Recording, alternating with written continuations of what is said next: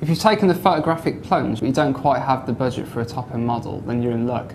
There's a lot of models around the £150 mark that offer faster processors, good zoom ranges and high megapixel sensors. Today we're looking at 4 of them. Okay, so the first one that we're going to look at is the Samsung L700.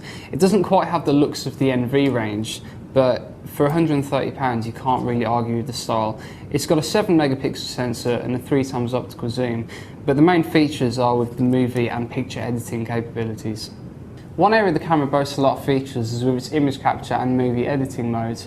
In the movie mode you can zoom and use image stabilisation, while in image capture mode you can crop and do colour conversions within the camera. Image stabilisation comes in the form of advanced shake reduction, or ASR, and this is ISO based and it boosts the ISO to a maximum of 1600 to compensate for blurry images. The camera does a competent job of taking quick and easy pictures. Images are well exposed, sharp and pleasant, if a little bit flat, but there's little to criticise too heavily. For the price, it definitely offers great image quality and value for money. Overall, we give the camera 86% thanks to its range of features and fantastic image quality. It's always nice when manufacturers try and do something a little bit different, and Olympus have done just that with their new 740 model. Just by looking at the camera you can tell it's a different beast from the others here. It's got a weatherproof wedge-shaped body and a 5x optical zoom, which has been coupled with ISO-based image stabilisation and can stretch to a maximum ISO of 1600. If you're not quite sure on what settings to take your images, then the 740 does seem to have a lot of options. There are 23 scene modes as well as 13 guide modes. Those take you exactly to the modes on which to shoot them on, which means that reading the manual isn't really necessary a lot of the time. Unless you've got quite small hands, you might find the buttons a little bit fiddly and tricky, as they're a little bit on the small side. Having said that, the menu is quite clear and responsive, and moving through the zoom range is done at a good pace. Image quality, it has to be said, isn't quite as good as expected. Exposures are generally quite sound and sometimes a little bit overexposed, and they do contain a good amount of detail, but corner sharpness, noise and fringing do mar a few too many images.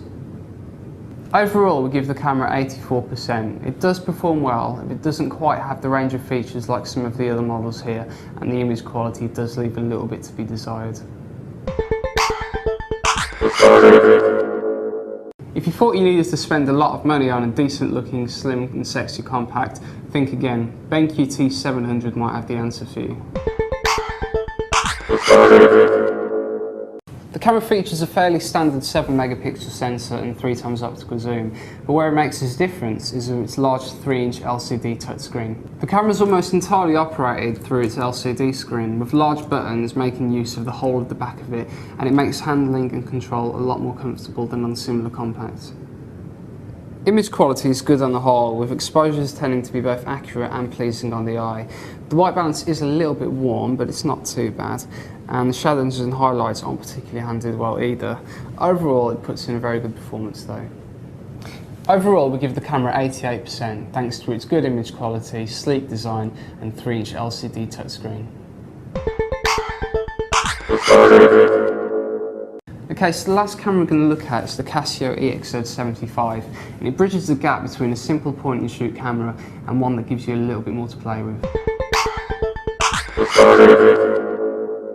The camera has quite a nice sleek design, and on the back it's got a 2.6-inch wide LCD screen. It's a little bit disappointing that the buttons are quite small though, as pressing them can be a little bit fiddly. Apart from the small buttons, the camera is actually quite easy to operate. This is largely thanks to the menus, which are very clear and explain everything once you select them.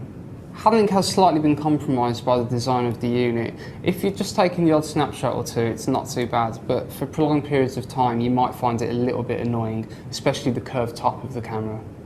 Overall, image quality is quite disappointing. Exposures are correct, but there's some pretty severe green fringing, and edge and corner drop-off is also quite noticeable. On the whole, images do appear quite smudgy and lack detail too. The EX75 is a really nice looking camera, but its performance and image quality does let it down. For that we give it 83%, making the winner of this group test the BenQ T700 with a fantastic 88.